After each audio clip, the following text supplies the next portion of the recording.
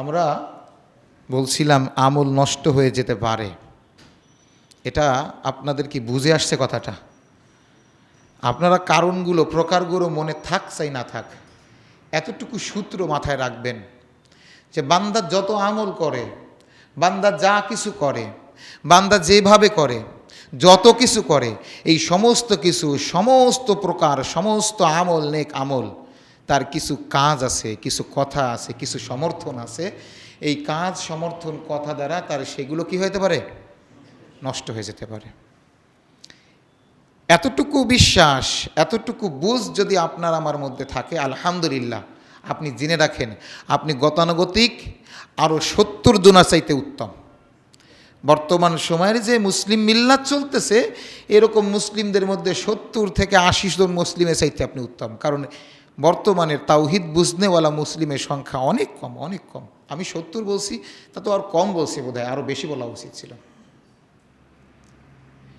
তো আপনার আমার এত এত ভালো আমল, এত ভালো আমল, এত তাসবিহ, এত রাকাত, এত সেজদা, এত এত দোয়া, ইস্তেগফার, দুরুদ, এত এত রোজা, এত সমস্ত কিছু সাদাকা, এত ভালো কাজ, এত এত সমস্ত কিছু ভালো নেক আমল, সমস্ত কিছু নষ্ট হবে এবং নষ্ট হয়ে যেতে পারে। তবে আলহামদুলিল্লাহ, সকলের যে নষ্ট হবে তা নয়। আমরা সেই নষ্ট হয়ে যেতে পারে কাদের আমল, তাদের নিয়ে আলোচনা করছিলাম। তো গত জুমায় আমরা বলছিলাম, মনে আছে, একটাই আমলের কথা বলছিলাম, একটা কারণ, যে কারণে বান্দার আমল সব নষ্ট হয়ে যেতে পারে। মনে আছে? বলতে পারবেন কেউ একজন? না, শিরকের কথা বলছিলাম না, শিরকের কথা বলছিলাম না। যদিও শিরকের আলোচনার সামনে আসে ইনশাআল্লাহ, যদি আল্লাহ আমাদেরকে তৌফিক দেয়, আমরা সে পর্যন্ত আলোচনা যদি নিতে পারি ইনশাআল্লাহ। মনে আছে? কুফরি না, কুফরি তো সরাসরি কুফরি বললেও হলো না, সরাসরি কুফরি তো কুফরি। আমাদের সেই বিষয়টা নিয়েও আলাদা আলোচনা আছে। আমরা আলোচনা করছিলাম কুফরি, তবে একটা বিশেষ আলাদা প্রকারের কুফরি। কে বলতে পারবে? মনে আছে? সাদামাটা কোনো কুফরি নয়, গতানুগতিক কোনো কুফরি নয়, আলাদা এক শ্রেণীর কুফরির কথা বলছিলাম। না না, কুফরি তো আকীদাগতই হয়। হলো, আমরা আলোচনা করছিলাম ঈমানের সাথে কুফরিকে। কিসের সাথে? এবার বলেন, শুধু কি ঈমানবিহীন কুফরি? ঈমানবিহীন কুফরি হতে পারে, হতে পারে না? আছে না সমাজে ঈমানবিহীন কুফর?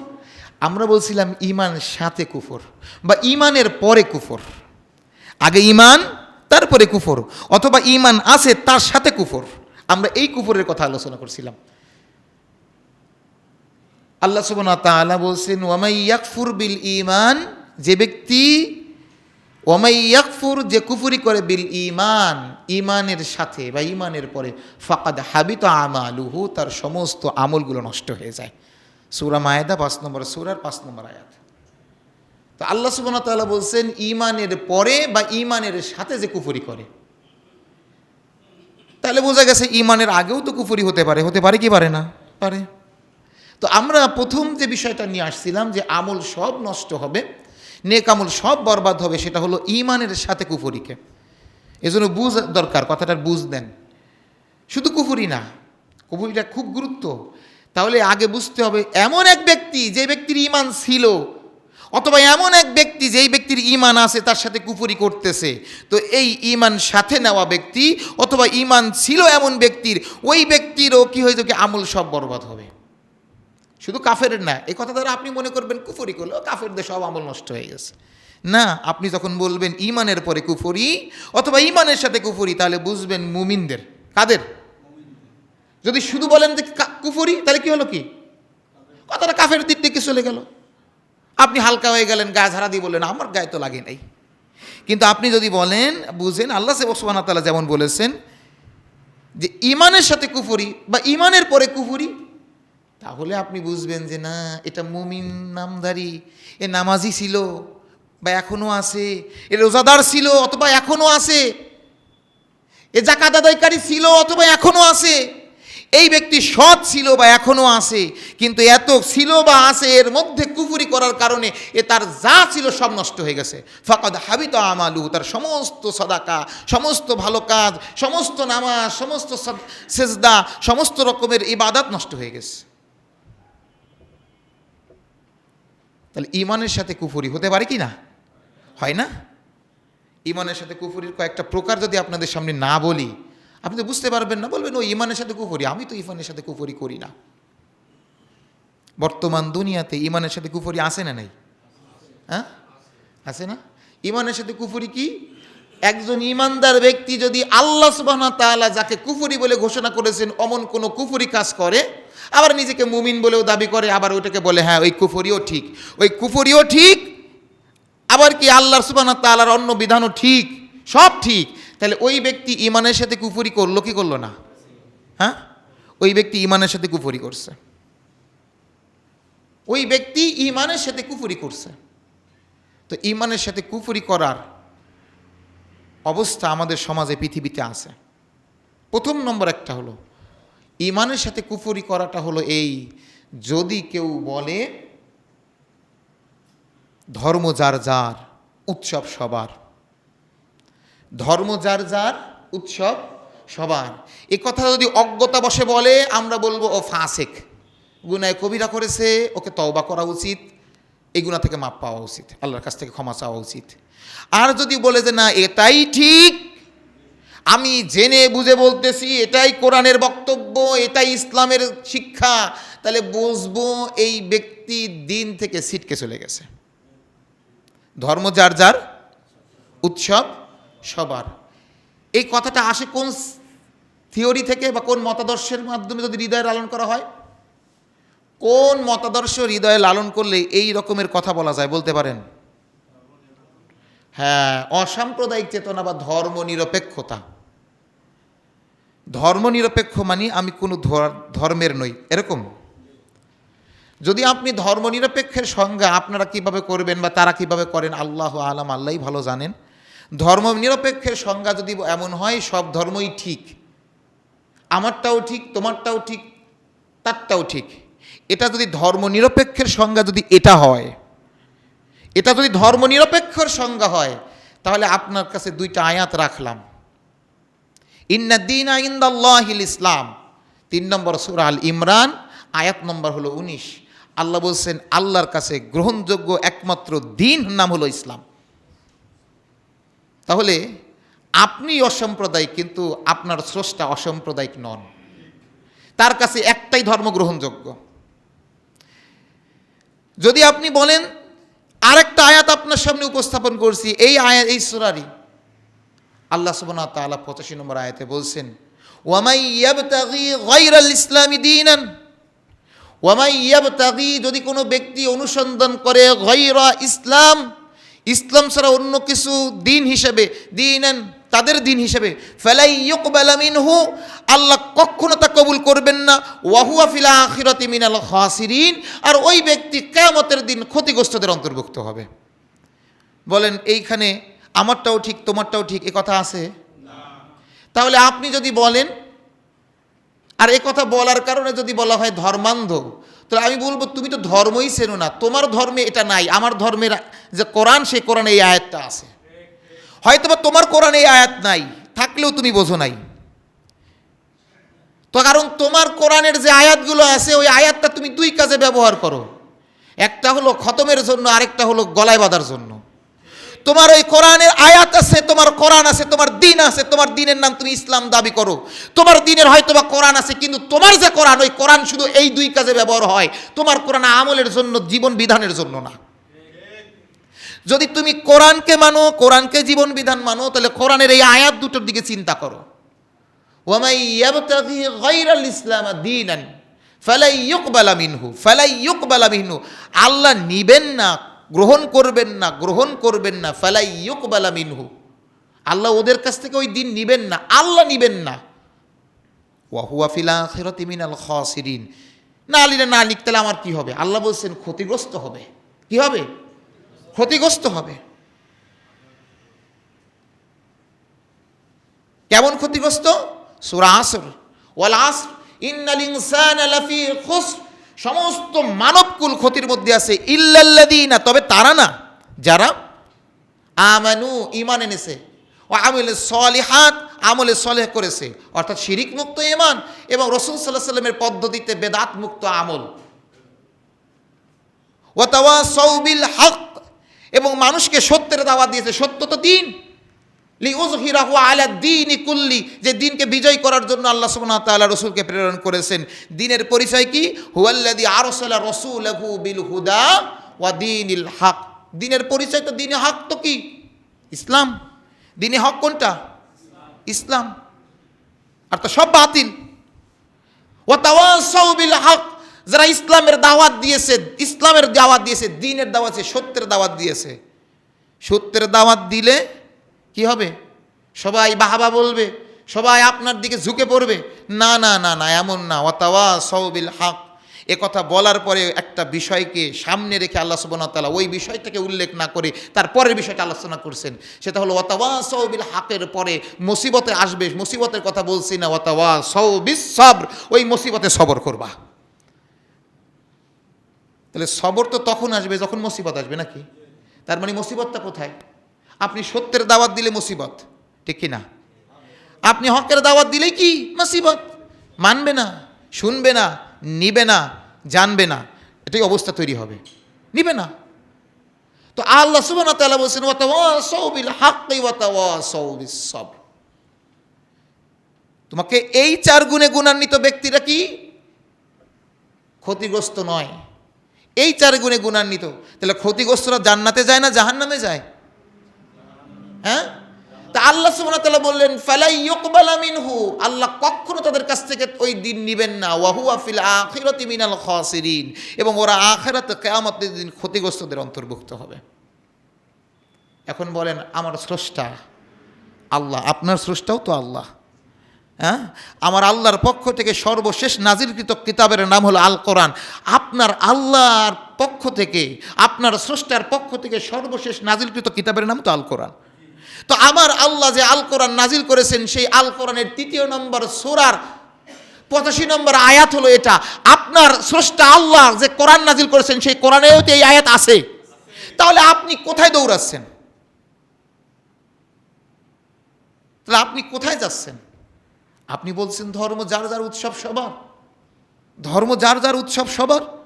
এটা আপনার মতবাদ হতে পারে, এটা আপনার চিন্তা চেতনা হতে পারে, এটাকে ধর্মের দাবি বলে কোনো করার সুযোগ নাই। আর আমরা বলবো যখন এটা আপনি বলবেন, এটা যখন আমি বলবো, এটা স্পষ্ট ইসলামের সাথে সাংঘর্ষিক কুফরি মতাদর্শ, যে মতাদর্শ আল্লাহ গ্রহণ করেন না। তাহলে যদি কোনো ব্যক্তি জোহরের নামাজ পড়ে 3টার সেমিনারের বক্তব্যে যদি বলে ধর্ম যার যার উৎসব সবার, তাহলে বলেন এই 3টার, এই জোহরের জুমার নামাজের পরে 3টার এই মিটিংয়ের পরে তার আর কি আসে নাকি নাকি? হ্যাঁ, ফামান ইয়াকফুর বিল ঈমান ফাকাদ হাবিতা আমালুহু, ও বেটা তো ঈমানের পরে কুফরি করেছে। ও ব্যক্তি 2টার সময়, 2:30টার সময়, 1:30টার সময় জুমার সালাতের পরে 3টার মিটিংয়ে বলতেছে ধর্ম যার যার উৎসব সবার।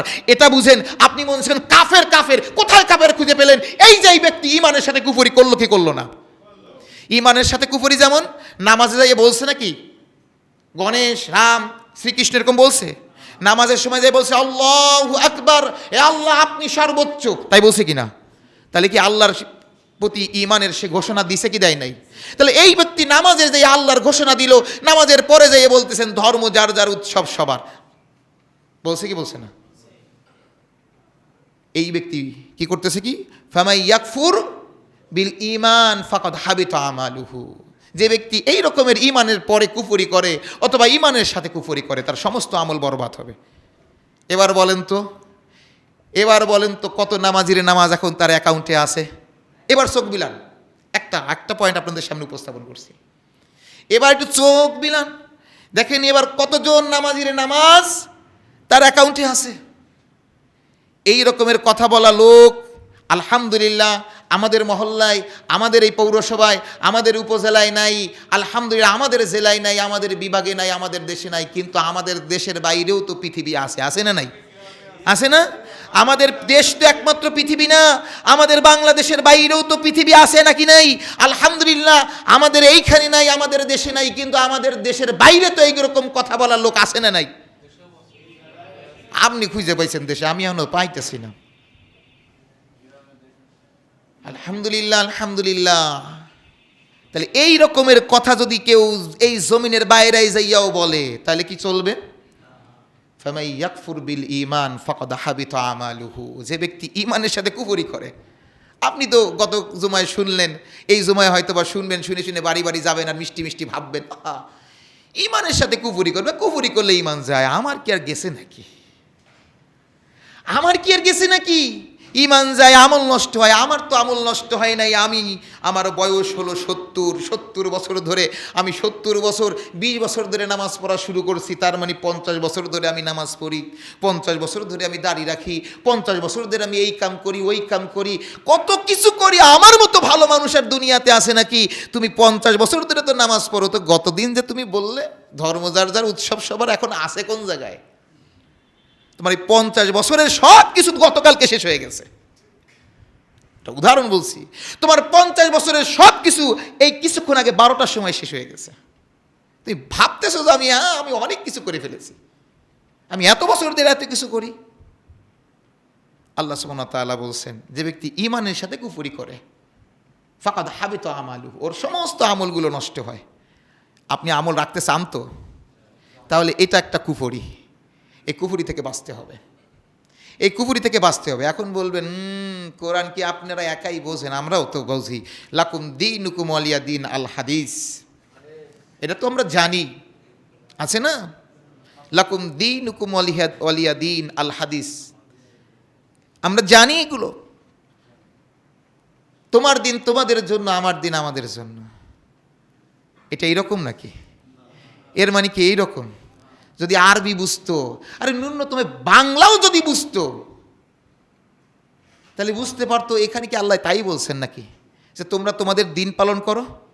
হ্যাঁ, লাকুম দীনুকুম ওয়ালিয়া দীন, তোমাদের দিন তোমাদের, আমাদের দিন আমার।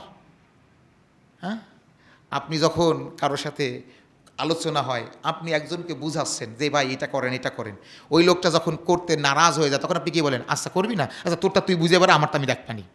এ বলেন না? এ বলেন কি না, যে তোরটা তুই বুঝে বেড়া, আমারটা আমি দেখবানি। দেশ কেন কি হয়? তার মানে কি ওরটা ঠিক আপনারটাও ঠিক, তাই? আপনি জানতেছেন ওরটা ভুল, তারপরে ও শুনতেছে না, মানতেছে না।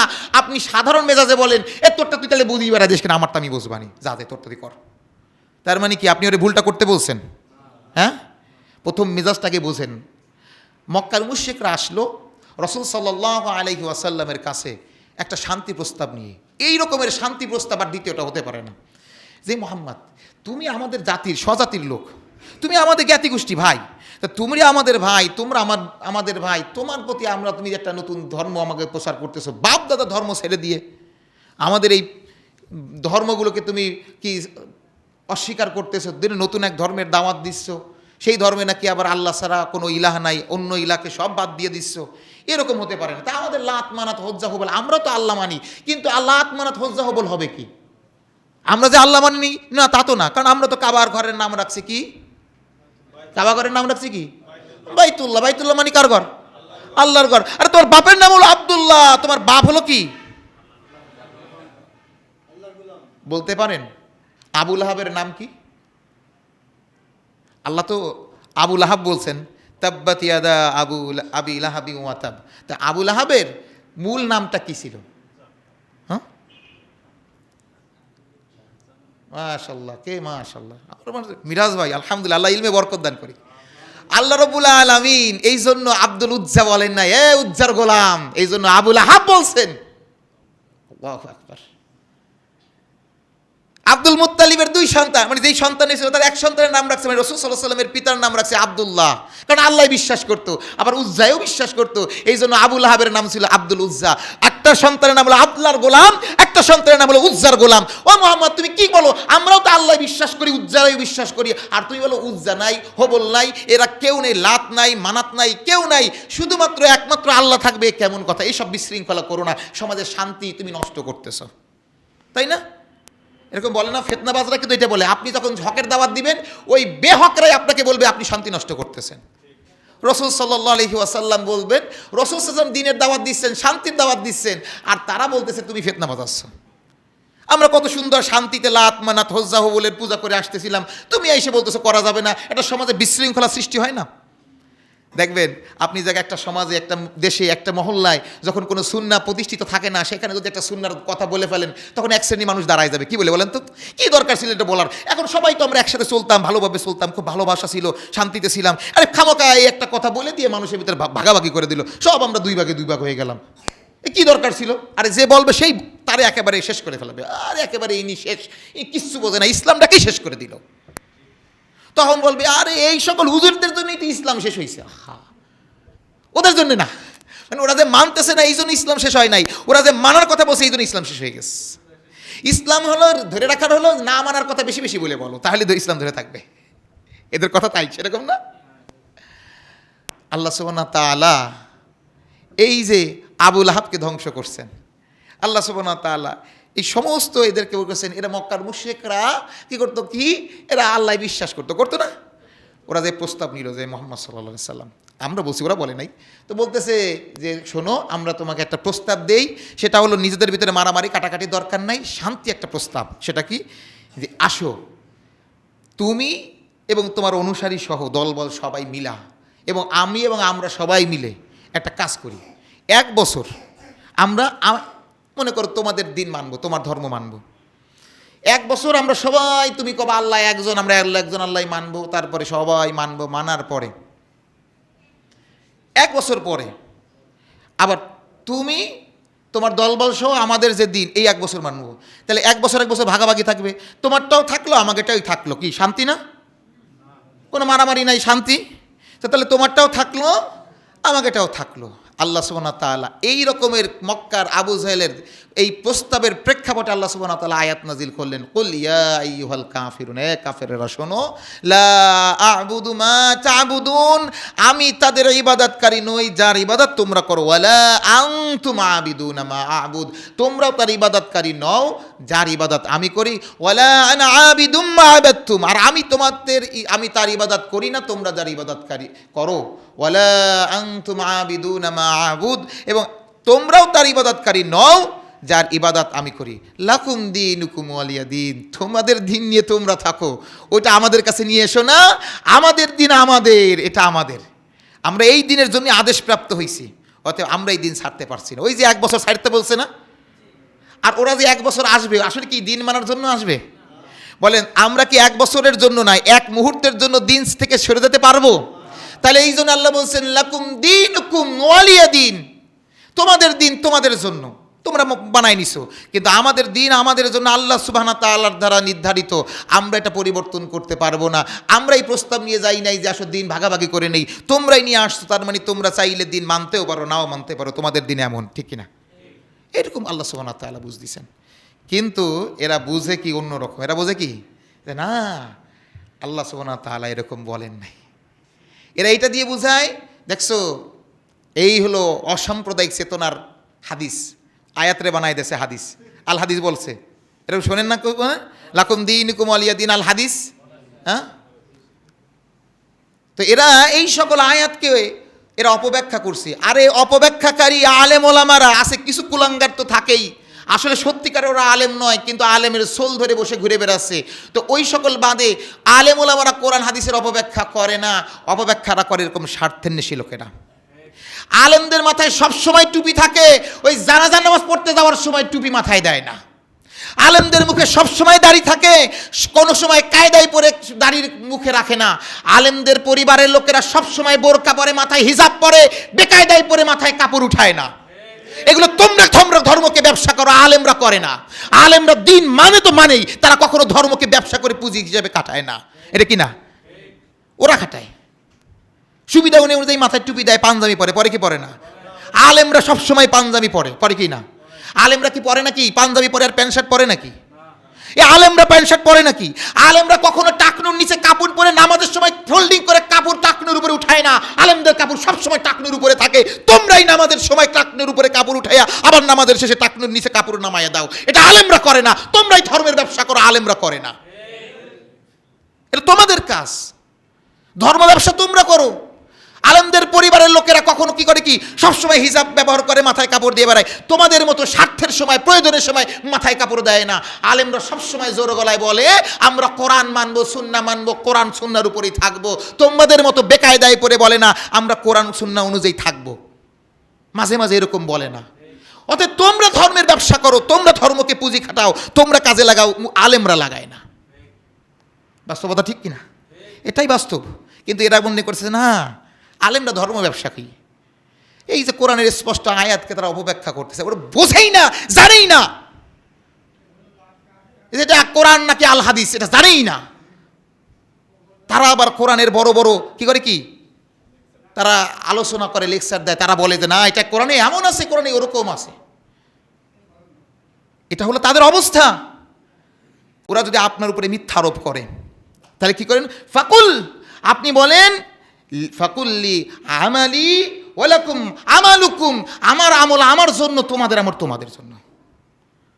তোমরা আমাকে মিথ্যা আরোপ করো, তাহলে আমার আমল আমার, আমি আমার আমল থেকে সরব না, তোমাদের আমল তোমাদের জন্য। তোমাদের আমলের হিসাব হবে, তোমাদের আমলের পরিণাম তোমাদের, আমার আমলের পরিণাম কি আমার। আল্লাহ সুবহানাহু ওয়া তাআলা বলছেন আনতুম বারিউনা মিম্মা আমালু ওয়া আনা বারিউম মিম্মা তা'মালুন। তোমরা আমার, আমি কি করতেছি কি করি না এই ব্যাপারে কিয়ামতের দিন তোমাদেরকে জিজ্ঞাসা করা হবে না। আর আমি তোমাদের কাছে দাওয়াত পৌঁছে দিয়েছি, এখন তোমরা মানলো কি মানলে না এ ব্যাপারেও আমাকে কিয়ামতের দিন জিজ্ঞাসা করা হবে না।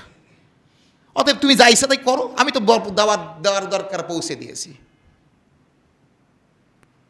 তাহলে এটা কি বলে এমন নাকি তোমরা তোমাদের ধর্ম মানবা, তাই বলছে নাকি? আল্লাহ সুবহানাহু ওয়া তাআলা স্পষ্টভাবে বলছেন যারা ধর্ম, যার যার উৎসব সবার, এই মতাদর্শে বিশ্বাসী, এই দিনে বিশ্বাসী, এটা একটা দিন, এই দিনে যারা বিশ্বাসী তারা ঈমানের সাথে কুফরি করছে।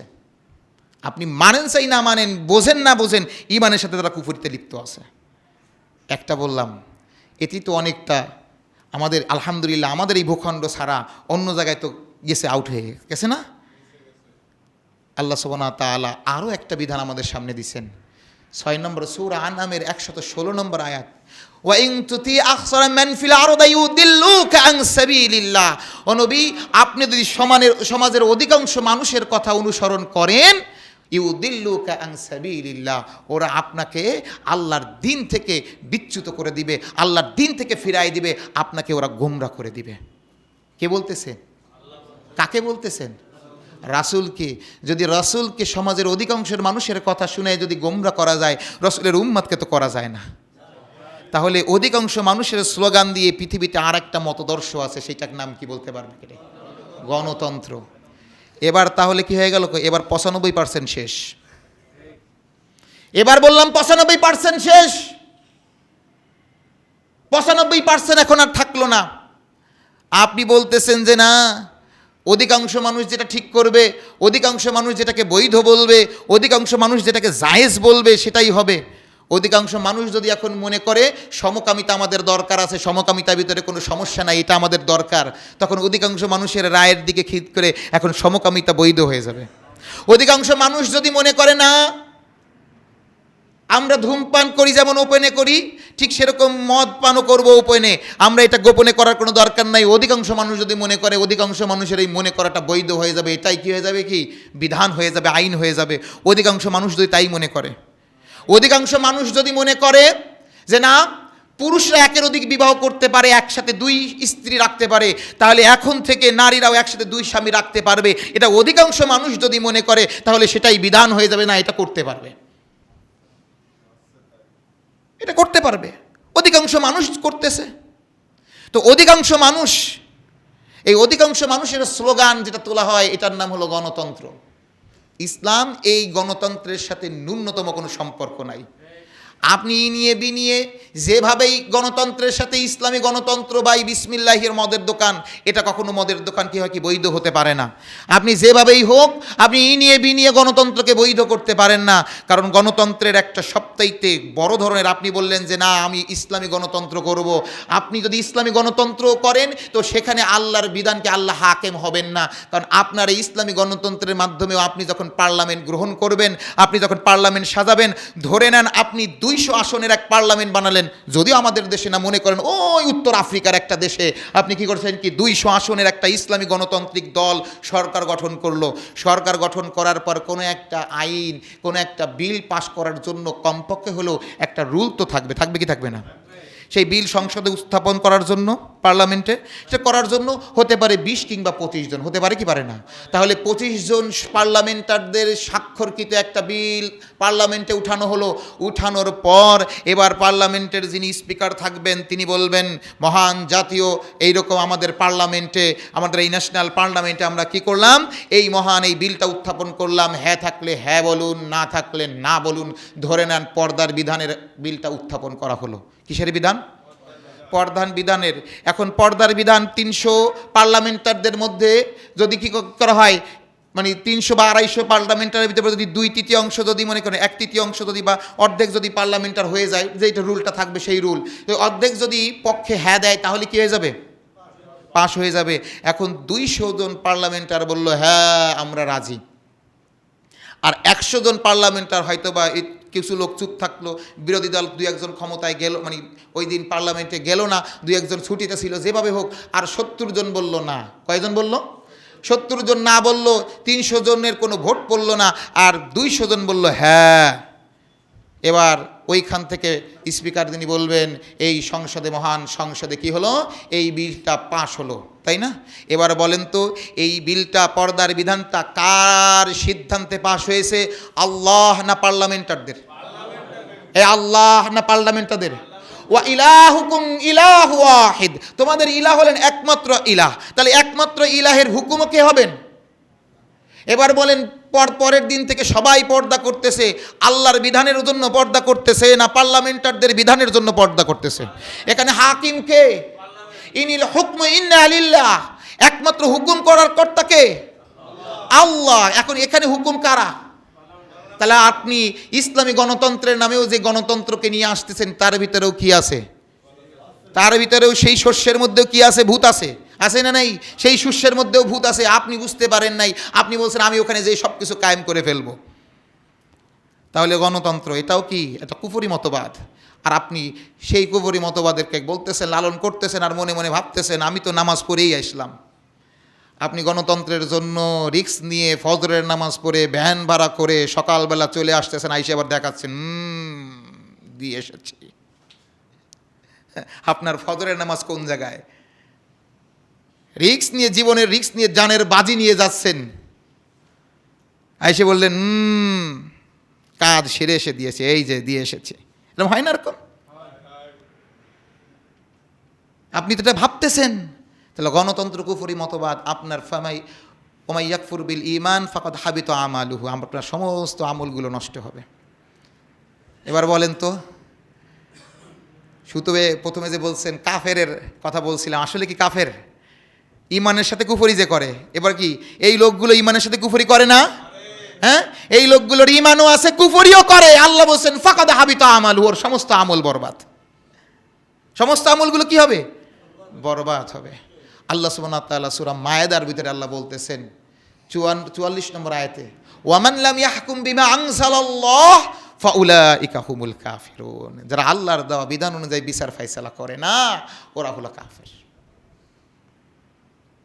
গণতন্ত্র কুফরি হওয়ার আরেকটা মৌলিক হলো তারা আইন প্রণয়নের ক্ষমতা, ইখতিয়ার নিয়ে বসে আছে, তাই না? তারা পার্লামেন্ট সাজায় বসে রয়েছে। আর আল্লাহ বলছেন ওয়ামান লাম ইয়াহকুম বিমা আনজালাল্লাহ ফাউলাইকা হুমুল কাফিরুন, যারা আল্লাহর দেওয়া বিধান অনুযায়ী বিচার ফায়সালা করে না, ওরা হলো কাফের।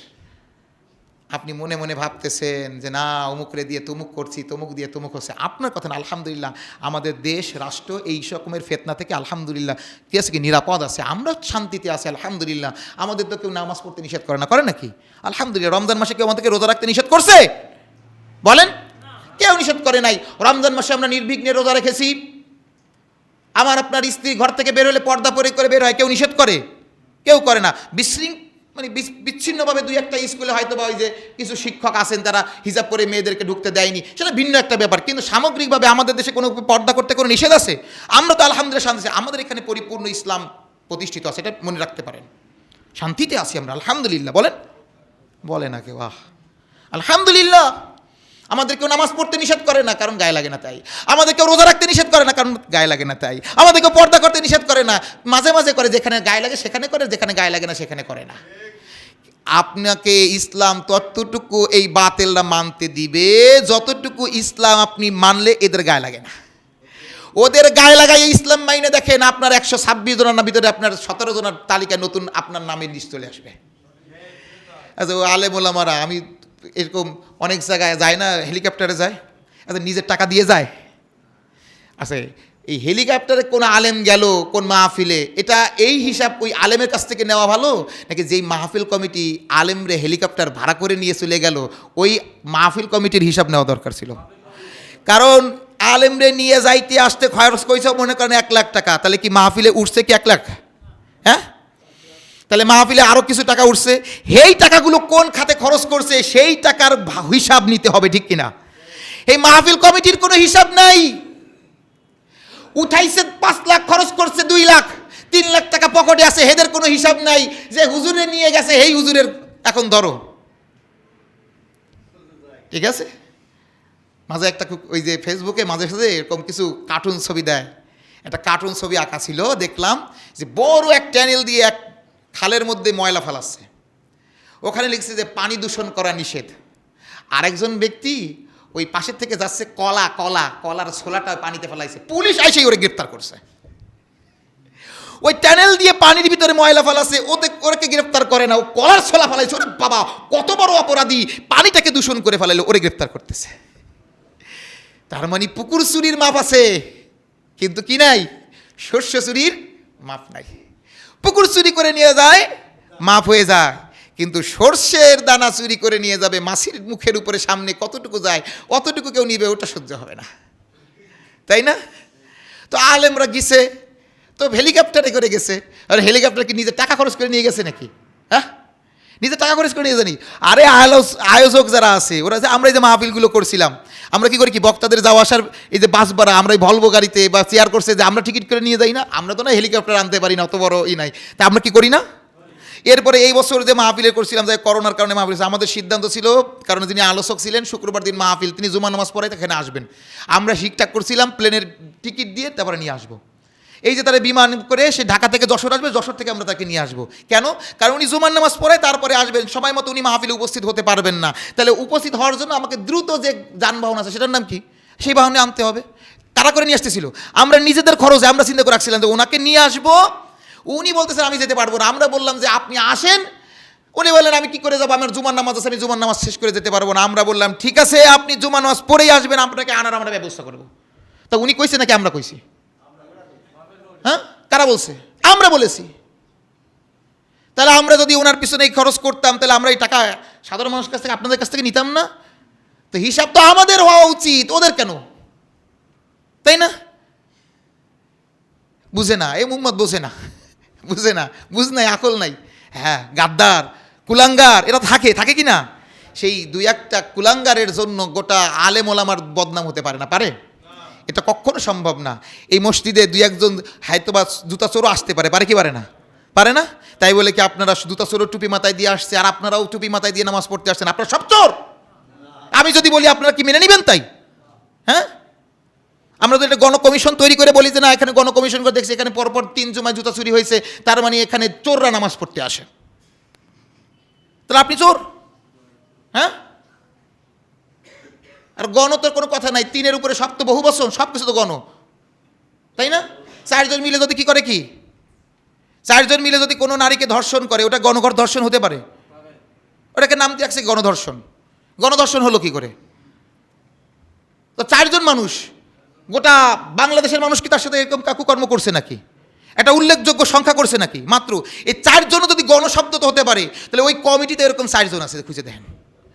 ওই 4 জন মিলে একটা কিছু রিপোর্ট তৈরি করে বলতে সেটা গণ রিপোর্ট, গণসংযোগ। তারপরে কথা হলো, যদি আমরাও তো জনগণের মধ্যে একজন নাকি, আপনার কাছে কেউ জিজ্ঞাসা করছিল?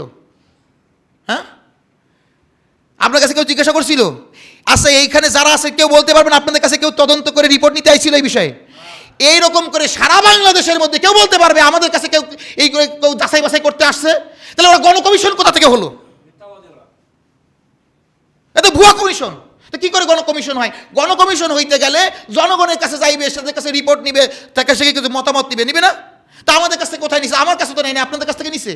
তো আমাদের কাদের কাছ থেকে নিছে তারা একটু হাত তুলে দেখাক যে আমাদের কাছ থেকে এই রিপোর্ট নিয়ে গেছে, আমরা এই তথ্যগুলো দিয়েছি। তাহলে কি করে গণকমিশন হয়? গণকমিশন হতে গেলে জনগণ তার সিদ্ধান্ত দিয়েছে, অধিকাংশ মানুষ বলেছে হ্যাঁ হ্যাঁ হ্যাঁ এই লোকগুলো খারাপ, তখন আপনারা বলবেন আমাদের কাছে রিপোর্ট এগুলো আসছে। আপনি ওখানে বসে বসে ইউটিউবে ঢুকছেন, যার কথাকে একটু আপনার দৃষ্টিতে তেরা বলে মনে হয়েছে, আপনার গায়ে লাগছে, তার নামই নোট করছেন। করতে করতে যাই ইন্ডিয়ান লোকেরও নাম করে করেছেন, আপনি টের পান নাই। 116 জনের মধ্যে বাংলাদেশের পাশাপাশি ইন্ডিয়ান, ও যে বাঙালি না তাও আপনি জানেন না। আপনি কি কমিশন করছেন? ঘোড়ার ডিম। আপনি তাও জানেন না যে ও ইন্ডিয়ান, কিন্তু দেখছেন কথাগুলো কি আমার গায়ে লাগছে, আমাকেও গায়ে লাগছে। আপনি তলিকা করেছেন এ ইউটিউবে বসে বসে কাম করা, এ আজ কিছু নেই। এসির রুমের ভিতরে বসে ইউটিউব ডেকে কাজ করা, আর কিচ্ছু না, আর কিচ্ছু করে নাই। আল্লাহ আমাদেরকে বোঝার তৌফিক দান করেন। তাহলে যারা এই মৌলিক মোটা দাগে আমরা যে একটা পয়েন্টের উপরে ছিলাম, সেটা হলো ইমানের সাথে কুফরি করা। তো ইমানের সাথে কুফরি করা তো আমরা শুনলে বুঝবো যে আমরা তো করি না। তার আমরা 3টা বিষয় নিয়ে আসছিলাম, আরও বিষয়গুলো আছে, আমরা সেগুলো পয়েন্ট আকারে সামনের বিষয়গুলো নিয়ে আসবো ইনশাআল্লাহ। তো ইমানের সাথে কুফরি করলে আমল নষ্ট হয়, তার একটা 3টা আমরা উল্লেখযোগ্য কুফরি বলছিলাম, সেটা হলো ধর্মনিরপেক্ষতা। এটাও একটা কুফরি। যদি কোনো ব্যক্তি ইমানদার এই মতবাদে বিশ্বাসী হয় আর জেনে বুঝে করে, তাহলে তার ইমানও চলে গেল, আমলও নষ্ট। আর জেনে বুঝে না করলে আমরা বলবো তুমি গুনায় কবিরা করেছো, তওবা করো, বুঝা আসো, তুমি বুঝো, তোমাকে আল্লাহ বুঝদান করিক। ঠিক সাথে সাথে গণতন্ত্র একই বুঝ, গণতন্ত্রের ক্ষেত্রে একই কথা। এরপরে গণতন্ত্রের পরে আছে হলো এমন জিনিস আল্লাহ ছাড়া অন্য কোনো কাউকে বিধানদাতা বলে মনে করা, বা অন্য কেউ আইন তৈরি করতে পারে আমাদের জন্য, এবং সে আইন ইসলামের বিপরীতে যে সাংঘর্ষিক যে আইন তৈরি করা, এটি যারা করে এটাও হলো কুফরি মতবাদ। আর এই মতবাদে যারা বিশ্বাসী, এই সংস্থার সাথে যারা সম্পর্কযুক্ত, এই সংস্থায় যারা অর্থ দেয়, শ্রম দেয়, মেধা খাটায়, শ্রম দেয়, যা কিছু করে সমস্ত কিছু হলো কুফরির কাজের সাথে সম্পৃক্ত। জেনে বুঝে বললে করলে কুফরি করে, না জেনে অজ্ঞতা করলে আমরা মনে করি এর ভিতরে তাকফির করার জন্য আমরা মনে করি বাধা আছে। এই কারণে, কারণ তার হলো কি জাহালাত, অজ্ঞতা তার বাধা হয়ে দাঁড়াইছে। আমরা তাকে বলি আপনি আসুন, দিন বুঝুন, আপনি এই গুনায় কবিরা ছাড়ুন, আপনার জন্য যেটা গুনায় কবিরার দিকে অন্তর্ভুক্ত হয়ে গেছে। আর যদি জেনে বুঝে করে থাকেন তো আপনি কুফরি করছেন, আপনার ঈমানও চলে গেছে। আমল তো নাই, এখন কি নাই? আমল তো নাই, তারপর কি নাই? ঈমানও নাই। আল্লাহ আমাদের সকলকে বোঝার তৌফিক দান করেন, আমিন। আসসালামু আলাইকুম।